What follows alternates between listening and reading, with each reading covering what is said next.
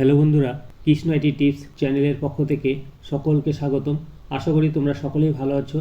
তো আমি আজকে শেখাবো কম সময়ে কিভাবে আমরা অনেকগুলো ফোল্ডার একসঙ্গে তৈরি করব।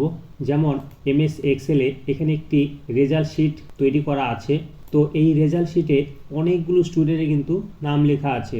যেমন এখানে 1 থেকে 50টা স্টুডেন্টের নাম লেখা আছে। তো এটা কিন্তু আরও বেশি সংখ্যা হতে পারে, যেমন 100 বা 200 বা 500।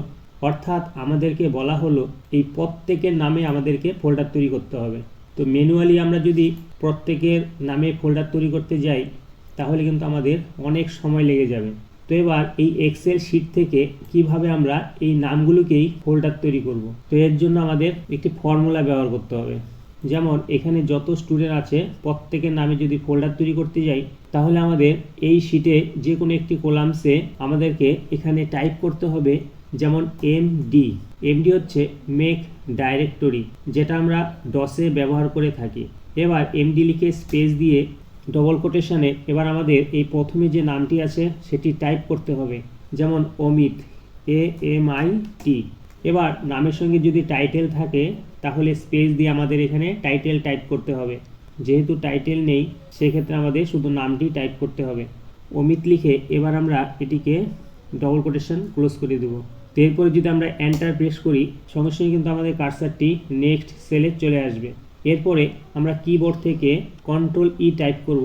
তাহলে আমাদের এই প্রত্যেকটি নামে কিন্তু সেম ফর্মুলা ইউজ হবে।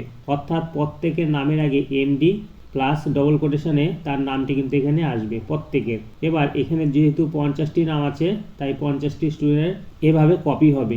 এর নিচে যদি আরও নাম থাকে তাহলে সেম এটি এই ফরম্যাটেই অটোমেটিক্যালি তৈরি হবে।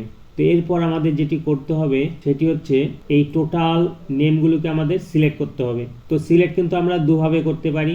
একটি হচ্ছে এভাবে আমরা মাউস দিয়ে ড্র্যাগ করে টোটালটিকে সিলেক্ট করতে পারি।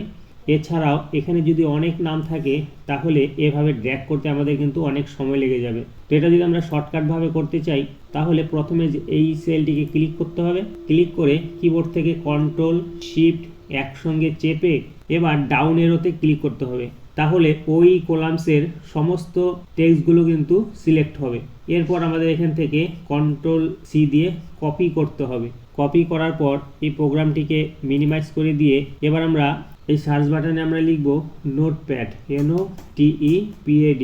নোটপ্যাড লেখার সঙ্গে সঙ্গেই এখানে নোটপ্যাড অ্যাপ্লিকেশনটি ডিসপ্লে হবে।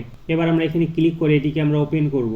তো ওপেন করার পর আমাদের এখানে কিবোর্ড থেকে Ctrl-V টাইপ করতে হবে। অর্থাৎ যে নামগুলো আমরা কপি করেছিলাম সেগুলো কিন্তু এখানে পেস্ট হবে। এরপর ফাইল মেনুতে ক্লিক করতে হবে। এবার সেভ অ্যাসে ক্লিক করতে হবে। তো সেভ অ্যাস ক্লিক করার সঙ্গে সঙ্গেই সেভ অ্যাস উইন্ডো একটি ওপেন হবে। এরপর এই ফাইলটি আমরা কোথায় সেভ করব, যেমন ডেস্কটপে। তো আমরা এখান থেকে ডেস্কটপ সিলেক্ট করব।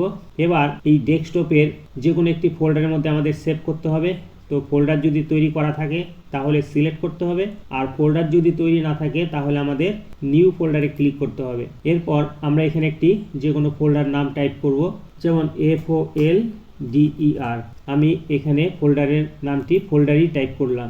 এরপর আমাদের এটিকে ডবল ক্লিক করে ওপেন করতে হবে। ওপেন করার পর ফাইল নেম, এখানে আমাদের যে কোনো একটি নাম টাইপ করতে হবে। তো আমি এখানেও FOLDER ফোল্ডার টাইপ করলাম। এবার ফোল্ডার লিখে আমাদেরকে এখানে ফুল স্টপ দিয়ে এবার লিখতে হবে BAT, অর্থাৎ এটি হচ্ছে এক্সটেনশন নেম। এরপর আমাদের সেভ করতে হবে। তো সেভ করার সঙ্গে সঙ্গেই আমাদের এই ফাইলটি কিন্তু ডেস্কটপের এই ফোল্ডারের মধ্যে এখানে কিন্তু সেভ হবে। এবার এই ফোল্ডারটিকে ওপেন করতে হবে। আমাদের এই সেভ করা এই ফাইলটিকে এবার যদি আমরা ডবল ক্লিক করি তাহলেই সেকেন্ডের মধ্যে কিন্তু সবার নামেই ফোল্ডার তৈরি হয়ে যাবে। যেমন এখানে যদি আমরা ডবল ক্লিক করি তাহলে তো অটোমেটিক্যালি ফোল্ডার কিন্তু তৈরি হয়ে যাবে। তো এক্সেল শিটে এখানে একই নাম যদি ডবল থাকে তাহলে কিন্তু এখানে সেই একটি ফোল্ডারই তৈরি হবে। এভাবে কিন্তু অটোমেটিক্যালি আমরা সবার নামে খুব কম সময়ের মধ্যেই আমরা কিন্তু ফোল্ডার তৈরি করতে পারবো। তো ইন্ডিভিজুয়াল ফোল্ডার তৈরি করতে গেলে অনেক সময় লেগে যাবে। তো ভিডিওটি যদি ভালো লেগে থাকে তাহলে অবশ্যই লাইক কমেন্ট করবে, আর পরবর্তী ভিডিও পাওয়ার জন্য চ্যানেলটিকে সাবস্ক্রাইব করে পাশে থাকা বেল আইকনটি প্রেস করবে। তো তোমরা সবাই খুব ভালো থেকো। Thank you.